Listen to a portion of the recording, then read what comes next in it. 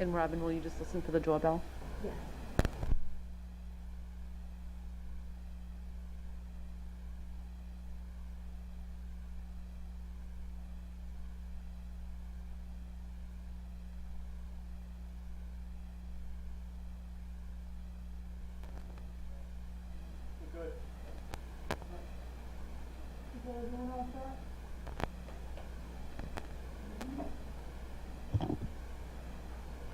Good evening and welcome to the Revere School Committee of the Whole.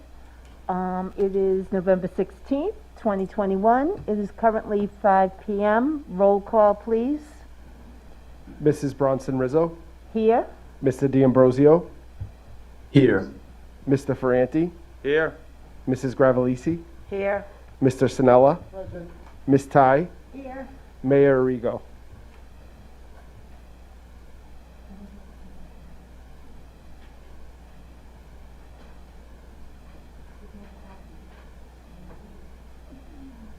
First item on the agenda for the consent calendar.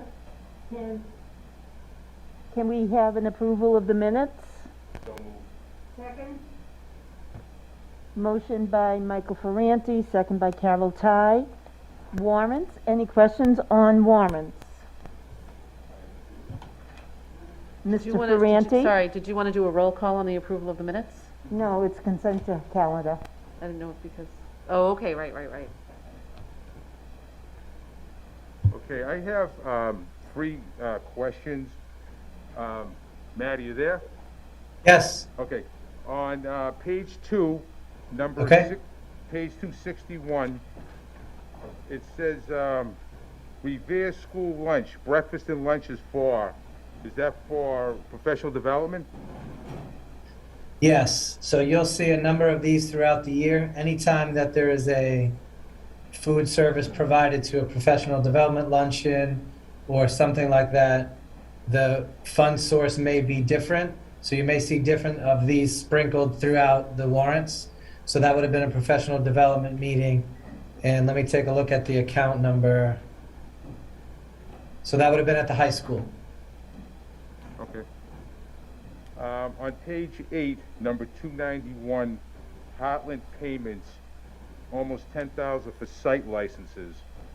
What license do we have to pay for? Yep, so those are the site licenses for the school nutrition program's point of sale. So in each of our school buildings, there's site licenses purchased so that we can count all the specifics about the kids coming through the breakfast and or lunch line. Heartland Systems is the vendor that runs the Mosaic program that's used by Aramark. Is that a one-time cost, or is that quarterly or yearly? We pay that once in the fall for the licenses for the year. And my last one is on page 13, number 480, United Rentals. I'm just concerned what the rental was for, what school. It says rental of aerial lifts. I just want to know where and what was done. So that's the district-wide maintenance of buildings account. So I don't have a trigger on which school we would have done the rental for, but that is the vendor that CAR will use for outside repairs to buildings that they need to get elevated for. And I'm all I'll set, just thank add you. that sometimes we use the lifts in gyms and auditoriums as well, where the ceilings are not readily accessible by typical ladders. Anyone else have questions on the warrants? Madam Chair, Ms. Ty? no question, just an observation to the people who call me and say that their grandchildren will never learn how to handwrite. I see that we're still paying for no tears learning, and assume that that is continuing throughout the year. So I'm glad that we are having that program somewhere. Thank you. Anyone else? Okay, moving on. We have no financial reports, no food service financials, but we will have Cheryl at our regular meeting. No communications. Can I we just have- interrupt for 1 second, Stacy? Absolutely, Matt. So it's not a financial report, but at the school committee meeting later, the Ways and Means Committee has done the work to sit with superintendents and work on allocation of the previous year's carry forward. So it's not a financial report, but that will be voted on by the committee so that we can appropriate those funds for their proper use in this and into the subsequent fiscal year. So just want to let you know that that'll be a part of the full school committee meeting to vote that appropriation. Thank you, Matt. Thank you, Matt, for the information. Okay. Next coming up, enrollment update. We did receive an enrollment. Dr. Kelly, do you want to speak on it? Thank you, Mrs. Bronson-Rizzo. So you can see in the bottom here, the bottom line that our enrollment is currently at 7255. So we're starting to see that uptick and return to our pre-pandemic numbers. One of the times of year where we typically see a large influx of students is after the holiday break in January, mid to late January. We see a large number of students arriving typically. So we do anticipate that that number is going to continue to rise as the school year progresses. We've still been able to maintain the fairly stable class sizes that we've been enjoying this year with the increased staffing that we added over the summer. So nothing terribly new here from the last time you looked at the enrollment report, but we will continue to update the committee as we typically do every few months. Okay, next item would be personnel items. Anyone have any questions on that? Seeing none, I have a question. Dr. Galucci, maybe you can answer it. I noticed that we had many transfers into paraprofessionals this past month. Do you know offhand if that was through the parapro or if they had a degree? Yes, are you speaking of hiring, not transfers? It was under,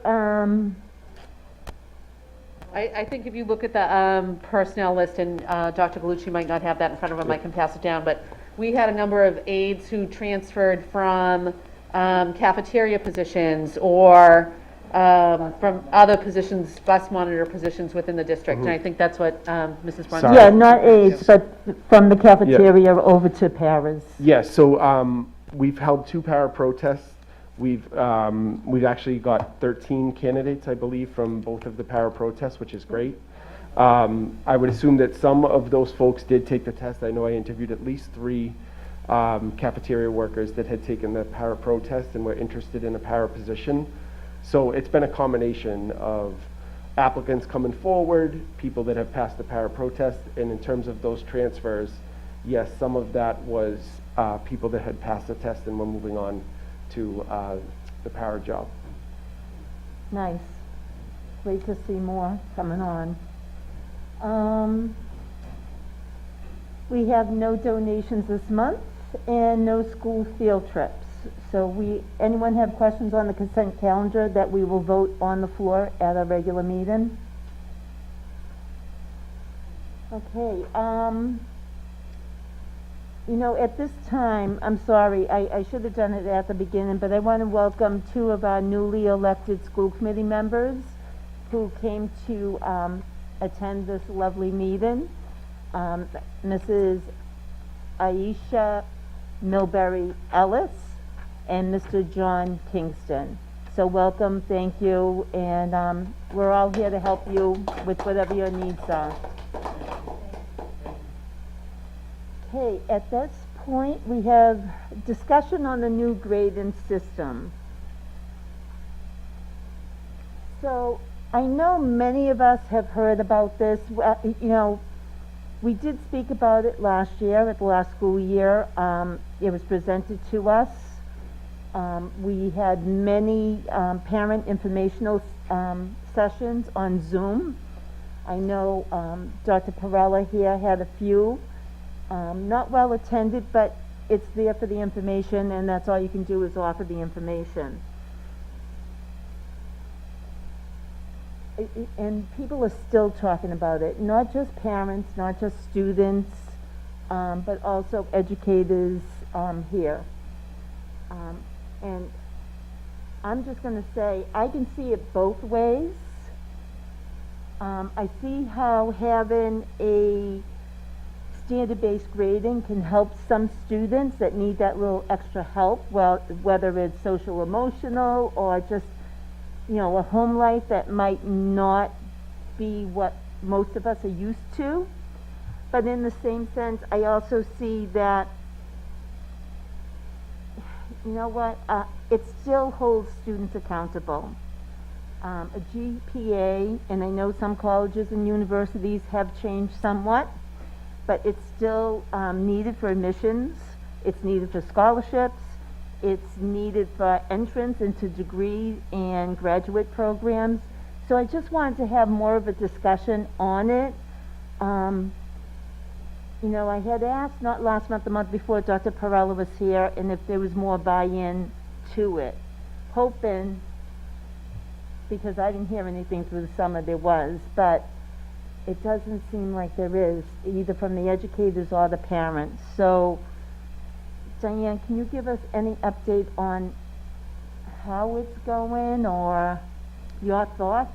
Sure. So I'll start by saying I think that these are sometimes difficult conversations to have, because when we make changes to systems and structures that have existed for hundreds of years, it's an adaptive change, and it means that people have to, in order to engage in that change, have to change the way that they think fundamentally about what's right and what's wrong and what's equitable in all of those pieces. So we all grew up in an education system where you got an A in math or a B in English or a C in social studies, and we all kind of understood what that meant. That the A meant you were doing really well, and the C meant you probably had a little more work to do, and something other than that meant that you weren't doing well at all. But within the context of what's well and what's not well and what's kind of in the middle, there was very little clarity. There's always been very little clarity. And that remains true today. And especially one of the things that we look at that we all experienced in our own educational experience was things like, if you missed a homework, you got a point off your average. And if you didn't do well on a quiz, one teacher might say, well, I'm going to drop the lowest quiz grade, and another teacher might not. So whether you ended up with that C or that B or that A was often a mistake of geography. It was determined not by what you know and what you're able to do. It was determined by who your teacher was. And compounding that, there can be occasions when teachers have maybe a little bit of bias to a particular student that can influence whether or not they give them a grade that's a little bit higher or a little bit lower. I know, having been a classroom teacher myself, there were times when I had students, and I'll be perfectly honest, who might have had an 88 or an 89 average, but came after school at least once a week and did the extra work and tried really hard. And there were times when I nudged that grade up to an A. And quite frankly, that was unfair of me to do compared to other students who maybe didn't come after school, or who maybe I didn't assume had such a strong work ethic, who I might not have given that little nod to. And on top of that, I'll say that there might have been some kids who, either to my knowledge as a classroom teacher or not to my knowledge, had significant things happening at home that didn't enable them to come after school at least once a week for extra help. Maybe they had young siblings they had to take care of, or maybe they were working an after-school job in order to help support their family. So we've been talking about mastery-based grading for a number of years now. We're actually in our second decade of this work, having converted to a standards-based report card for our elementary students over 20 years ago. And we are at the point now where that has gone finally up to 5th grade, but also only in the advent of COVID have we introduced that in the middle and high school levels. And other work that we've done at the middle school and high school levels for about 5 years now is separate those pieces that we call habits of work, like whether or not you did your homework, whether or not you paid full attention in class, whether or not you were tardy to school. That stuff sits over on the side in their habits of work report card, which is important information for students and parents, but does not describe how well a student knows algebra or US history or the health curriculum. And so separating those pieces out has helped us move to a place where the grades that students receive for their academic marks are more reflective of what they know of the content, which is the goal of those grades. That's been helpful. But we also know that in real life, I'll use driver's tests for example, if at first you don't succeed, try again. And there might be people sitting here on this dais today or in this room or in the audience who took their driver's test 3 or 4 times before they passed it. Their license is the same and as valid as the people who took it and passed it on the first time. Because the point is that you need to know the rules of the road in order to get a driver's license. And the point of education is that you need to know the fundamentals of any content area in order to get a grade that says you know the content. And when we have grading systems as like we all grew up in, that said if you don't know it on the second Tuesday in November, then you're going to get marked down and you don't ever get credit for having known that, then our grades again don't reflect what we know. It shouldn't matter if a student masters that in November or January. The point is, do they know it? And the information we should be signaling to the student and to their parents is what they know and what they don't know, so that they know where to close the gaps, what they need to focus on. And also to signal to colleges what portion of a content area students know and what portion they don't. And that's our reason for going to standards-based grading, which has a lot more focus on the different aspects of the standards that we want students to master in order to earn credit for a particular grade. So I know it's complex because looking at something that says meets expectations or exceeds expectations seems foreign to all of us who have been engaged in school, whether or not we're educators, our whole lives. We've all been in school since we were 5 or 6 years old, whether we're in education or not. That's true of everybody. So we all have this built-in rubric of what school is and what grades look like that is in conflict with what we're trying to do in the Revere Public Schools. And as I've mentioned before, and I shared an article with the school committee that I'll be happy to post on our website, the rest of the country. The United States of America is actually far behind the rest of the world in this kind of grading. And Massachusetts and a couple of other states are more accelerated than most states are, which is why we're making this move. But it's not unheard of, and it's not something that colleges are unfamiliar with. And Mrs. Bronson-Rizzo mentioned the many parent sessions that we had last year. In one of them, Dr. Perella arranged for admissions officers from various colleges. I know it was Northeastern, UMass Lowell, Suffolk, I forget which others, BU maybe, to come and be at that webinar and talk to the parents. And what they shared was they are familiar with this. They know what a standards-based report card is. They know how to look at a student and understand their capability without looking at a GPA number. And honestly, in California, this is far more widespread than it is in the eastern part of this country. But it is the direction that everybody's going in because it's better for kids and it's better for parents to understand where their kids are and how they can help them achieve regardless of the process. So I know that it's difficult, particularly for school committee members, because you're hearing from parents who feel polarized about the whole topic. And you know, one of the things that I would say is before we make decisions that are based on what maybe 15 or 20 parents are saying out of 8,000, we really should take a broader temperature of what people really feel about this. And I've heard the complaints too. I've had parents call the office and say, this is ridiculous and you're ruining my child's chances of getting into college and being accepted at a good school. I know that not to be true. We've talked to the admissions officers to show that it's not true. This work is happening at the state level and it's happening at the national level. But I know that it is a struggle. As I said, it's an adaptive change to really change how we think about what grading looks like for kids and how we interpret that as parents or community members or college admissions officers. So, I don't know, I feel like I've said a lot. I'll pause. Diane, I just want to say, we started this 20 years ago. My Yeah. son was at Lincoln School Right. when they did it. It lasted all of maybe a year and a half. And then we started again with elementary. Yep. I did ask the National School Board Association for anyone on their listserv, if anyone was using school-based grading, and the few that did come back said they do, and I'm going to say there was about 6 that did, and not that everyone's going to reply, but all of them said they only do it for elementary school, and that once they start middle school and high school, they started with grades.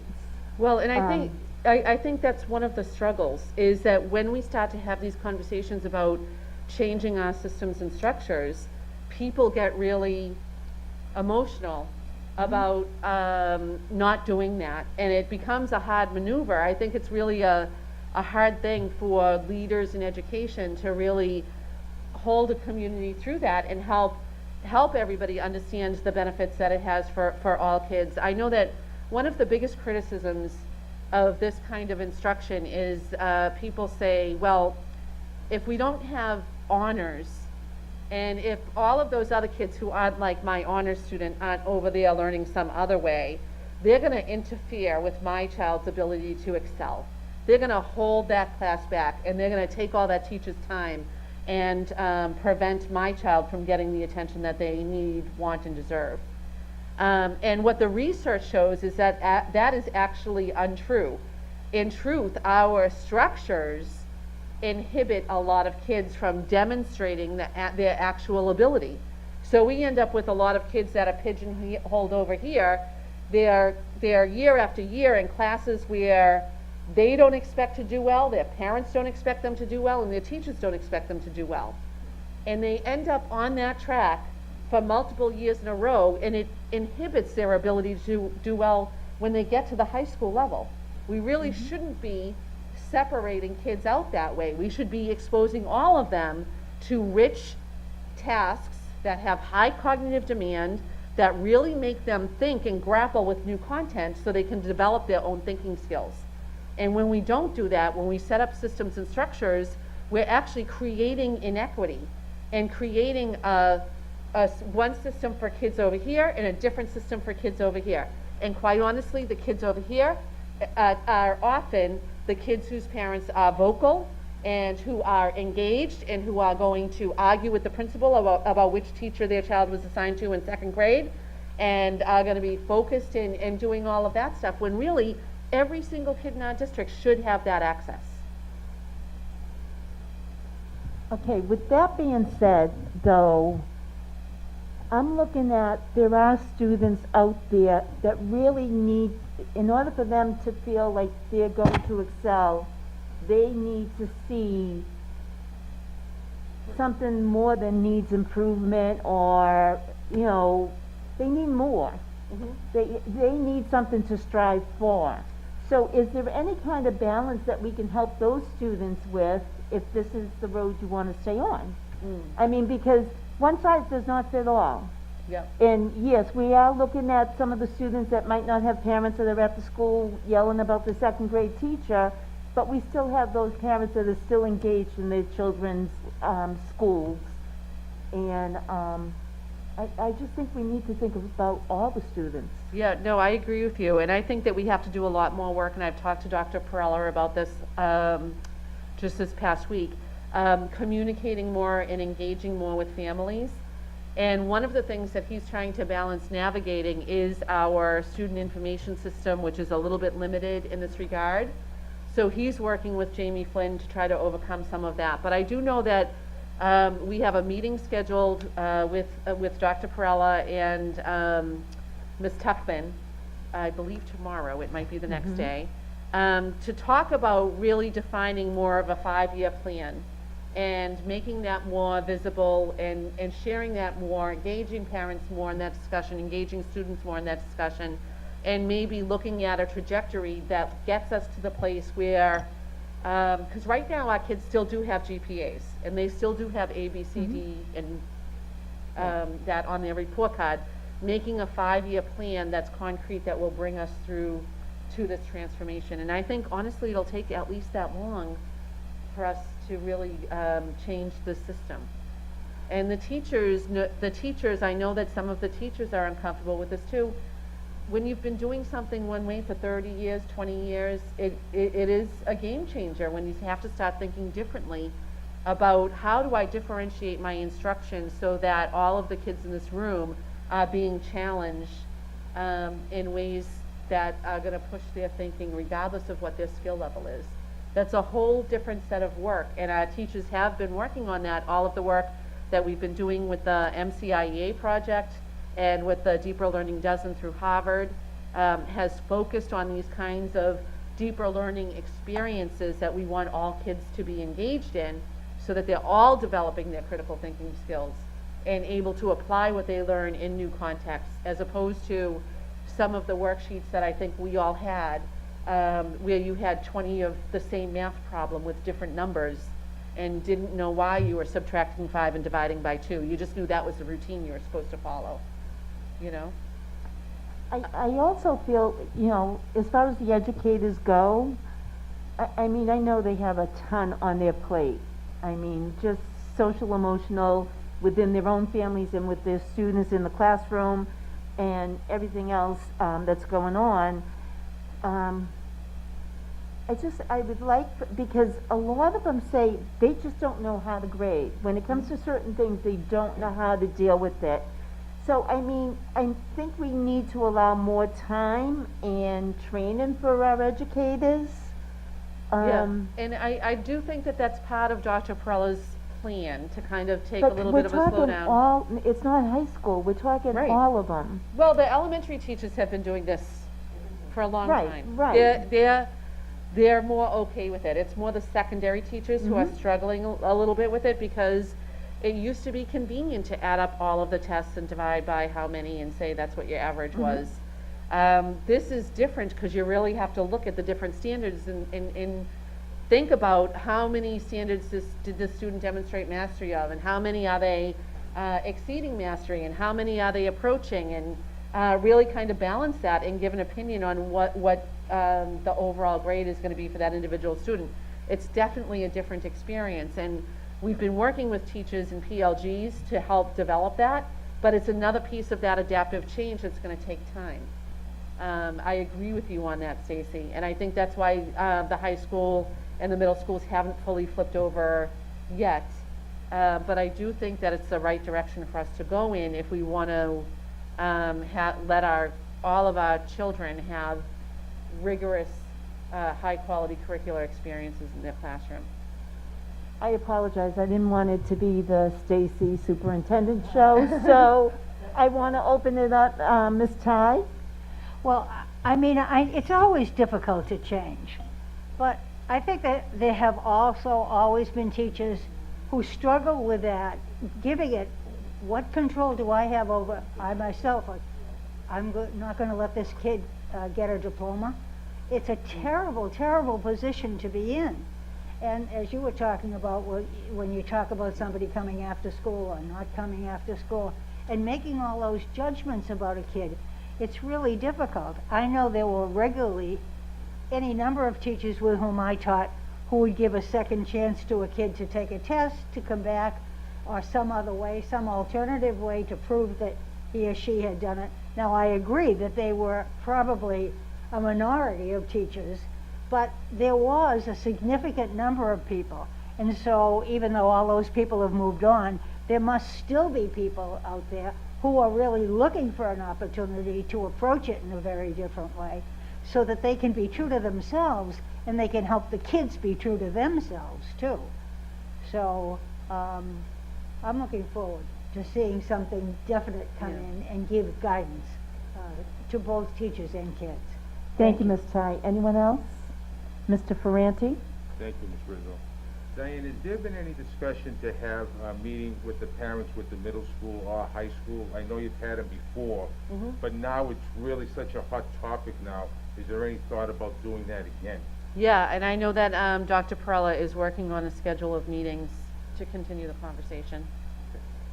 Middle school? Yeah, we can engage the middle school principals in that as well. They did webinars also for parents last year, but we can redo those. I know that, and you know, Stacy, you made a really good point that the teachers and the administrators are just exhausted right now.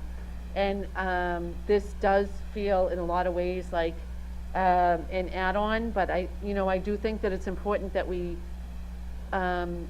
despite our exhaustion, and I feel it with them, I completely empathize with them, but I feel like we still need to do the work to move forward and get better for our students.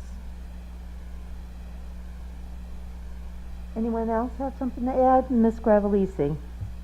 Thank you, Ms. Rizzo. And first, I would like to thank you for adding this to the agenda, Ms. Rizzo. And I just want to thank Dr. Kelly for the clarity on that, because we've all had so many questions and so many phone calls from so many parents. And yes, it is the honor student parents that call us and want to know, about their children's GPAs and so on and so forth. But I've also had discussions with parents whose children may not be in the honors, and they are happy with it, and they feel that their child feels more comfortable in school, and they feel like they have a chance in school. So it is, on both ends that we've had discussions with a lot of parents. I know most of what we're saying is those parents that are more so complaining, versus there are quite a few that are happy with it and feel that their child feels more comfortable coming to school. So I just wanted to thank you for that clarity. Hopefully anyone that's watching, or if they watch it again on YouTube, will have a better understanding of what we're trying to do. And ultimately, I think this will be, when we get down the road and get good at this work, a good thing even for our honors kids, because when we're focused more on what they're learning and what they know and how to push their thinking further, even if they're already operating at a high level of thinking, we're still going to be able to help them accelerate, and they're going to see the fruits of that when they get to college and are able to persist in college and do well in college. We've all had experiences with some of our honors students who didn't care at all about the content. Their focus was on, what is my grade, and is my GPA higher than that person over there, because I want to be the valedictorian, not the salutatorian. And when we can move into more of a space of critical thinking and really how to process and take in information and have some output from that, even those students are going to have an advantage over kids in districts that aren't doing this work when they get to the college level. Mr. Sinella? Through you to the superintendent, you mentioned earlier that you've been in touch with admissions offices in different colleges. I don't know how many colleges, universities there are in the United States. I'm sure it runs into the thousands. Yep. What if a majority of them don't accept what we're trying to do, not just us, in general, and Mary Brown or Jimmy Smith applies and they'll say, wait a minute, you have nowhere near what we're looking for. What happens now? So in schools like that, and there are not, more and more colleges are moving in this direction, especially the elite colleges are moving in this direction, and there's a number of them that have signed on to say, we're part of this mission and we want to go in this direction. There's several hundred of them actually that have signed on to that piece already. But if a student applied to a school that didn't understand the transcript, we would talk to that admissions office and explain it to them. And we have situations with that already, where a college might not understand the name of one of the courses that we have, and the guidance counselor calls and talks to the admissions office and explains what FST is, right? Because everybody's not going to understand a course called Function, Statistics, and Trigonometry. What exactly is that? Is it a pre-calculus? Because they're used to seeing words like pre-calculus or calculus, and our guidance counselors deal with issues like that already. But they would continue to work with them in that way. Anyone else? Well, Dr. Kelly, when you get more information on workshops for the parents, will you let us know so we can Absolutely. join in too? Mm-hmm. Okay, thank you. Next item is information on GPAs after online remedial courses. So I'm not even sure if I worded it correctly, because we know what I do with the English language. But I had two parents. I believe one said they were going to call everyone else. But they were questioning about their child doing online remedial courses because they failed some subjects, and they didn't believe it was going towards their GPA when they did the coursework. So I just wanted to get more information on that because Yep. I was clueless. So, we do like to use the term credit recovery, so we can call them credit recovery classes. You know, it's this question is very much related to the discussion that we just had, right? Because what I was just saying to you is that it shouldn't matter when a student masters the content. If they master the content, that's what their grades should reflect, and that's what their report card should reflect. And so if we were really honoring that system, then we would say that if a student failed geometry the first time they took it, for whatever reason they didn't pass, there are a number of reasons why a student might not pass a class the first time they take it. If they retake it, what happens right now is that the failure stays as part of the computation for their GPA, and the new grade that they get gets added in as well. But that's not really in the spirit of giving credit for learned content. In the spirit of giving credit for learned content, we would remove that F and only use the points earned when the student passed the class as part of the GPA. And there are, you know, some arguments for and against this as well. Some people will say, well, why should, I'll use Stacy and Michael as an example. If Stacy passed the class the first time out of the gate and Michael failed it but then had to retake it in summer school, why should Michael get the same credit as Stacy when she was able to do it the first time? Why should his GPA be the same as hers when he took longer to learn it? And that again goes back to our old systems, our old narratives, where the important thing is what's your GPA and who did better than whom. When we really should be asking in education, what does Stacy know and what does Michael know? And when we give them report cards, we should be reporting to them and to their caregivers and to the colleges that they apply to what they know. That's all that's important. What do they know? So this is a little bit of a conundrum because it would be a change in policy to make this shift. And I did speak to one parent about this also, and I told him I would speak to the high school administration about this as well. And it's going to be part of the subject of the meeting that we have this week. One of the question marks that I have on that is I don't even know if our student information system could take this kind of an override that has been suggested. But that's something that I'd like to come back to the committee with more information on as well the next time we meet, and be able to tell you if there's a limit within our grading system. One of the things, grading systems are very complicated, as you can imagine, and I know that one of the challenges with grading systems is when you change a rule, it changes the rule historically. So if we change a rule now, what impact will that have on the transcripts of students who graduated 5 or 10 years ago, is a question that we have to ask ourselves. So I'd like to come back to you with more information on that as well. And then if the committee wanted to make some kind of a policy change, we could talk about that.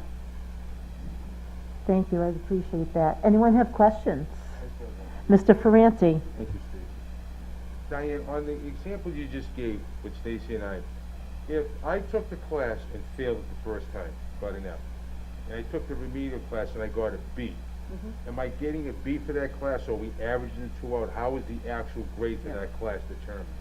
So you would get the B for the class. Your report card would show that you previously had the F, and it would show that you now had the B. And your calculation of your GPA, where they take the points you got from every class, and you get more points the higher the grade, are added up and averaged. The way the system works right now, the 0 would be included in that average from when you failed, and the 4 points, let's call it, that were added from your B would also count. So really, you're only getting 2 points, even though you had a B, right? So your GPA is not reflective of what you know, it's reflective of when did you learn it, which is not a very important question, I don't think. Thank you. Okay, and the last one would be the regular meeting agenda items, if anyone has any questions. Where are you? No, that's not of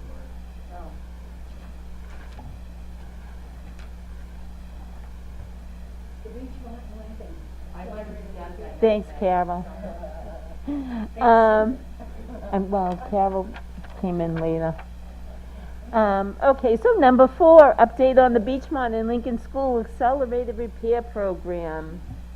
Sure, so this will be brief. I just wanted to share the information. As you know, these applications for accelerated repair programs are multi-level processes. So we've made a lot of progress on the Beechmont accelerated repair project, and that's the one to replace the boilers.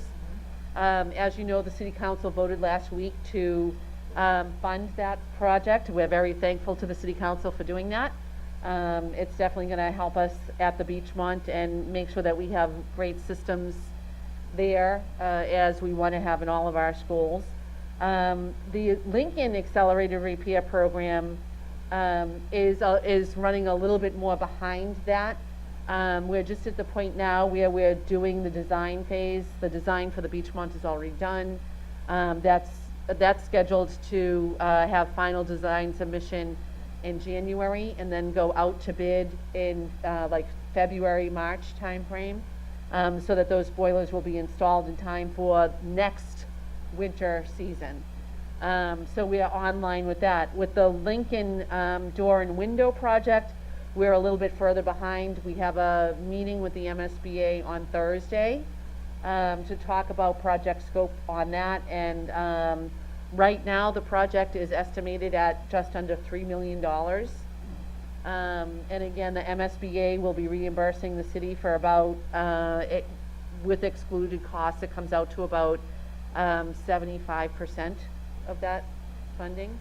And so the city will have to come up with roughly $1 million. So we're looking at that project and trying to understand exactly how it's going to work. We have hit one little bit of a snag that we're trying to work out with the city on the valuation of the building compared to the amount of money that we're spending on the rehabilitation of the project. But we're hoping to iron that out in the next couple of days, so I'll give that update next month at the meeting as well. Thank you for that update. Anyone have questions? Mr. Ferranti. Thank you, Ms. Ritter. Diane, on the Lincoln, are we doing all the windows and doors? Yep, In and out? yep. Thank you. Anyone else? Mr. Sinella? Thank you. Through you, the superintendent, has the air conditioning been tested and the system, winter's coming, but the last we spoke of it, everything was pretty much on go and it had to be done with a Before we warranty or switched. something to work. Yeah, So we what is wanted that to there? test the system before the winter season so that it wouldn't be out of warranty if we were testing it in the spring instead. I will confirm that with Carl, but he hasn't told me there were any problems with it. So I'm going to assume that the testing went fine. I know we have switched over to heat there, but I will confirm that with him and ask for an update for next meeting. Mr. Sinella? One more question regarding the windows, Michael. When the school was open, it was aluminum on casing. There was no insulation in the brick, in the windows. The windows opened halfway. We had to put a bookcase because it was just about temple high when the kids walked by. So, I mean, this is something that you and I and the rest of the committee have discussed time and time again. Hopefully, Massport would have stepped in or something, but this is paramount with everything being done with the air-conditioned heating system. Windows are a must, not only for retention of heat or cooling, but for safety. So I'm glad to hear that. Thank you. Thank you, Mr. Sinella. I will say one of my sons received stitches from that window and him not paying attention, but I think it was more on his not paying attention. Okay, at this point, does anyone have any questions or comments about the agenda coming up? Seeing none, does, what's your name, Dr. Kelly? There was one other item that I wanted to add to this agenda. You all, I believe, got a request from a private school for permission to open a school in Revere. And we looked into the process for that, and it's supposed to be that we receive their curriculum and review it. And if you didn't get it? No? No, I thought you mentioned nothing. it to me, Michael, that you all got it. Oh, all right. I will pass that communication on to you then. I will pass that on to you, but there is a private school in the city of Revere, and by state statute, they have to present their curriculum to the school committee of the local community and get approval to open a school within the city confines, within the municipality. So I will forward that information to you. Dr. Galucci and I will reach out to them and try to schedule a time for them to come in and talk and tell us about their curriculum. And we can take it from there. This will be my first experience with this. I don't know, Carol, if maybe you've ever experienced it before.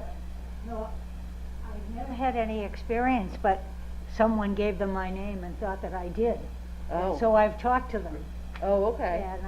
And just the information I have is that they would like to open it up in the Marble Street building, you know, where the television studio used to be. And they want to start with early childhood, maybe not that, I think maybe kindergarten, possibly pre-kindergarten. And I said I really didn't know anything about it, never had any experience with it. The only private school I knew was Immaculate, and that probably predated everything, so Yeah. there wasn't, I had no experience at all. And I said they should go to the Department of Education. Okay. And evidently they did, because they Yeah. called afterwards and said they would be coming to talk to the school committee. Okay, so we'll work on getting that, go ahead. Mr. Sinella? Through you to the superintendent, you made reference of curriculum.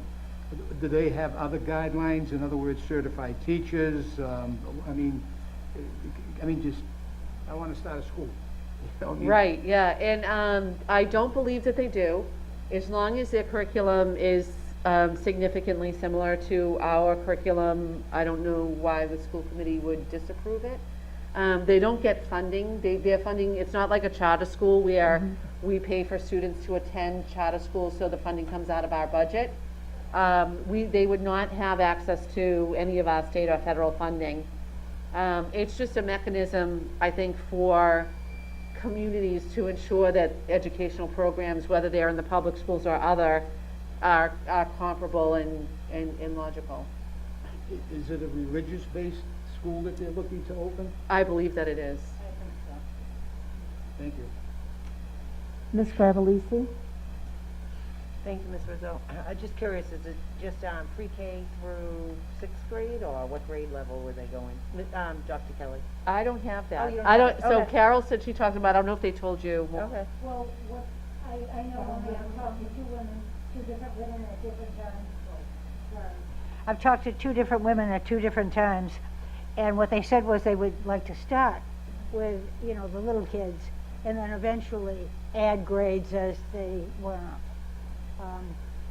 I said I wasn't sure at all about that building. I remember when the television studio was there, and it didn't seem suitable for me, but well, I don't know what the rules are, but they'll have to follow the rules. Mr. Ferranti? Thank you, Ms. Rizzo. Diane, does the Department of Education make the final call on this, or is it done through, No, it's completely up to the school committee. Yeah. so we also have to take consideration, you know, parking and everything too, depending on how many classrooms they're gonna do. I think the only thing that you have purview over is ensuring that their curriculum is solid. Then who decides about parking? It's not like spots. I think that if they have to have any kind of a variance or a zoning, that would be a city issue. Thank you. It is, I do want to I'm just looking at the email now, and it looks like it did go to, it went to just a few of you, Stacy, Carol, and the mayor. Wow. I'm with Carol and the mayor? Yeah? Wow. I'm impressed, but, okay, someone had a comment, Mr. Sinella. Just not to beat this down, that if they go kindergarten, first grade, second grade, third grade, and these children transfer out, is it subject to other systems maybe not accepting? I mean, I'm curious as to, it sounds as though the state says apply to it, school committee grants it. Who's responsible? It's like, I don't even know if this may be the Christian Academy that was on the Parkway. They went 4th, 5th, and 6th grade. Parents enrolled their kids. Boy, they got out quickly. And when we inherited them, there was very little education that they had gotten. I'm just curious that where the state says you apply, they wash their hands of it? They do. I don't, honestly, I don't know enough about the history of this state law to understand why exactly it came into place, but I think it's not unlike a lot of private religion-based schools where there's a curriculum that is pretty traditional, like we offer, but also a religious curriculum that is integrated with that. And so if parents choose to send their kids to that school, I'm sure there'll be a tuition base, or it might be something that community has decided to fund themselves. I really have no idea, but that would be entirely up to them. And we would, as we always do, if parents made a decision to send their child to one of those private schools and then decided it wasn't right and they wanted to come back to the public schools, we would welcome those kids back. Yeah. Which we did. I mean, Yep. I'm just maybe move on to state and other stuff. I'm just curious as to, should be a little more rigid as to accepting working one thing, but working. Okay, thank you. Madam Chair. Mayor Rigo. And I apologize for walking in to this conversation a little late, but this came to my attention a couple weeks ago. We received a letter, and I don't know what's been stated prior to my arrival, but we have reached out to that group, and we're looking forward to having a conversation with them, just a kind of a not official, school committee conversation, but an offline discussion about what their plans are, intent is, what their kind of background is, and learn a little bit more. I know the folks that are in leadership in that with that group, and great people. They've been very helpful through COVID, but we want to learn a little bit more about what they're planning to offer. So I want the committee to know that we're in active conversation about having that meeting, and then I think it would be, probably behoove them to then start to talk to the school committee as a official formal communication. But for right now, we're kind of engaged with finding a time and understanding a little bit more about their proposal. So. And I'm going to apologize because as I read the email that the superintendent forwarded, I do remember reading about this specific group requesting, and I have to say they have done a lot in the city, so I do look forward to working with them more.